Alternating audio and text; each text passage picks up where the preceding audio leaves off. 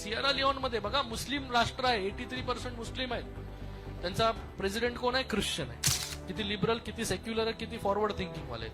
आणि त्यांनी भारताला त्यांच्या पार्लमेंटमध्ये पहलगामवरती झालेला हल्ला त्यांनी कंडेम केला.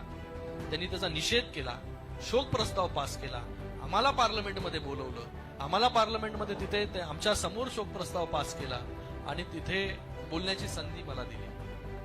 जे बोलत होते त्यांना उत्तर नाही, चपराकच दिली. आता भविष्यामध्ये जेव्हा याच्यावरती टेररिझमवरती चर्चा होईल तेव्हा या सगळ्या देशांना जे आहे आम्ही जे सेन्सिटाईज केलंय जाऊन, नक्की त्यांना या सगळ्या गोष्टी माहिती असतील. कारण की हे सगळे देश जे आहेत ते त्यांचे स्वतःचे प्रॉब्लेम्स आहेत, ते स्वतः डेव्हलप होत आहेत. तर अशा प्रकारे असं इनिशिएटिव्ह घेणं to sensitise the entire world. आम्ही भले 33 देशांमध्ये गेलो, पण ह्या 33 देशांमध्ये जाऊन आम्ही जे केलं ते पूर्ण जगाने जे आहे ते पाहिलं आणि जगाने ऐकलं. हे 33 देश जे आहे ते फक्त नाम मात्र होतं, पण पूर्ण जगापर्यंत जो आहे भारताचा आवाज पोहोचला.